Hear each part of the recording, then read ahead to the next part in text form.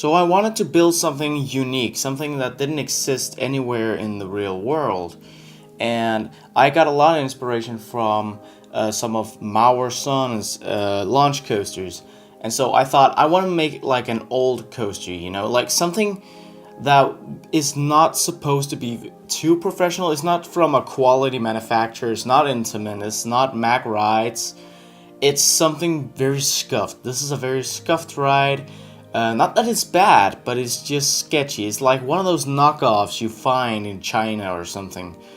And essentially, it's supposed to be like, imagine a Mauer Son launch coaster, but someone looked at that and just thought, I'm gonna do that, but my way, and I'm not gonna give any credit. So this is like a Mauer Son launch coaster knockoff, essentially, and it's really bad. And it's got another car. I actually used the car from the Giovanola Hypercoaster. I just because why the fuck not? I mean, I just thought, you know what? I'm just doing something. I mean, again, this isn't supposed to be realistic. It's not supposed to be good. This is a bad coaster in many ways. Like, physically, this is impossible. This would not be possible in real life because the stress on the car is too high on some of the turns. Like, the wheels literally can't follow this kind of track. But whatever, like, so just so you know, like if you watch the POV first and you're like, this is stupid, this isn't realistic, this guy usually makes somewhat realistic rides, this isn't realistic. No, it's not, and it's on purpose, alright? Because I didn't want, like, I wanted to make something unique, something special.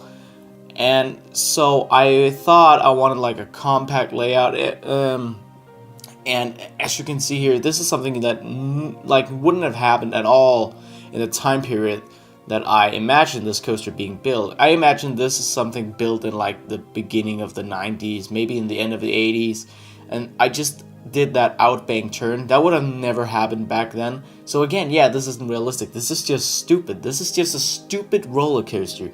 And I love it. I love this stupid roller coaster that I made. Yeah, I mean, so it's got two inversions. It's got some airtime. It's got quite decent laterals, I would say. Especially right here, I'm making a very rapid transition that it gets kind of messed up when I smooth it, but I do like correct it again. But yeah, this is a very compact, very fast. Actually, not very fast. It's not the best paced coaster in the world. But you know, it's pretty alright. It's pretty tight corner somewhere. I think I have like three. I have like three turns in the end that all turn with a 45-degree angle, which is pretty damn tight. Not that it hits that high G-forces though, because again, it's not the fastest coaster in the world at all. And so yeah.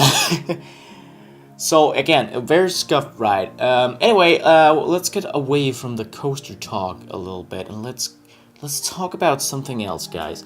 So recently, I actually just did my very first coaster trip of the year.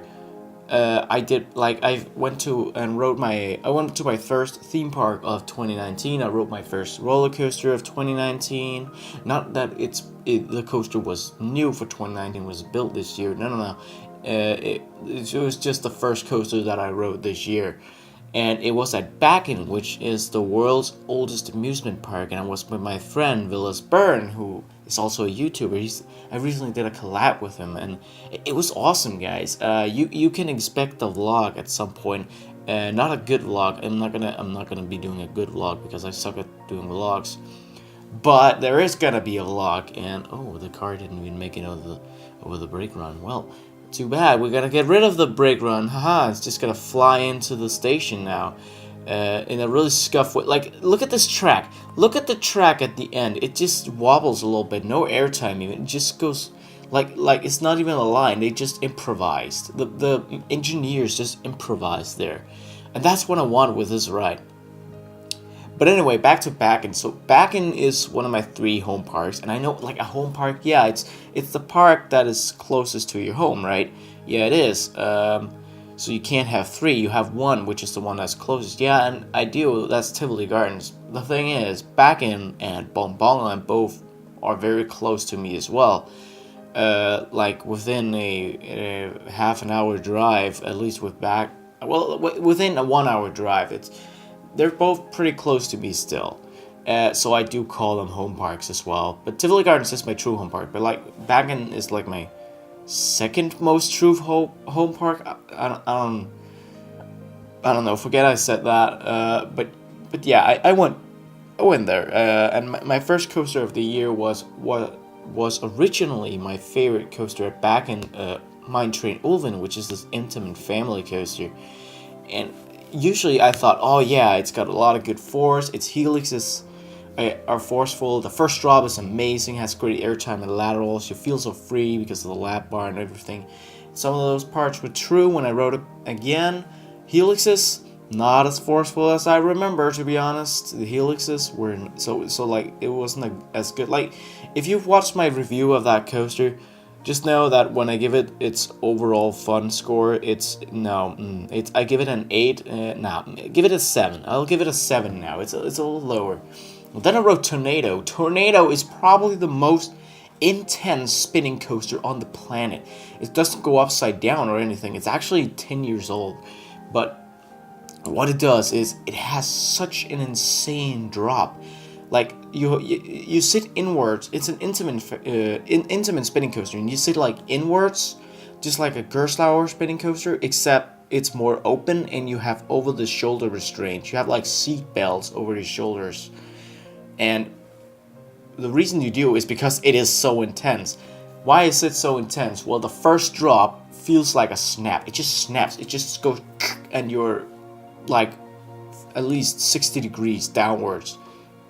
Like it's so sharp. Like I'm surprised the wheels can even hold it, because the first drop is so sharp. It's pretty rough as well, but it's so sharp. It's so like it's the most intense lateral force I've ever experienced. My face is on one side of my face. I mean, and the bottom of the drop and several other helix and shit. It hits 5G several places. It's such an intense spinning coaster. I will upload a review at some point. Don't worry about that. So I will go into detail with it there. And it's just so intense. And it's and at first time I rode, I was like, oh well, now Ulven isn't my favorite coaster here anymore. Now it's Tornado, because Tornado is so much better. Because my first ride on Tornado this year was so good. I didn't have a rough time. It was just so forceful and so fun. I didn't get nauseous. I do usually get easily nauseous on spinning coasters. I didn't this time. However, on my second ride, I had a rough experience. First off, I got nauseous. Second off, it was rough as hell. Like I banged my neck and my head into the restraints in the seat. It was not a fun experience.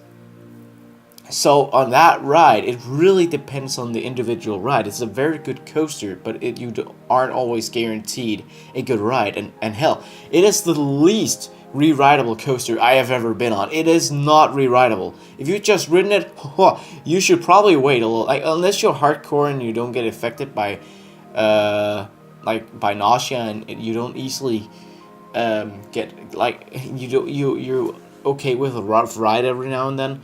Don't marathon it if you're not into that, because it's not re-rideable. Like my friend Willisburn, he marathoned it at the end of the day. I could not. I rode it total 3 times, and that was it for me. That wasn't enough. Still very good coaster for what it is. I just can't rewrite it. Anyway, let's get back to the coaster. As you can see here, I'm painting it like very old colors. Like the rails are actually worn out with the colors because it's supposed to be old. I just quickly want to mention that. That's why the colors are like that. Anyway, that's been today's building video. It has been Northern Rides, and I hope you all keep on riding.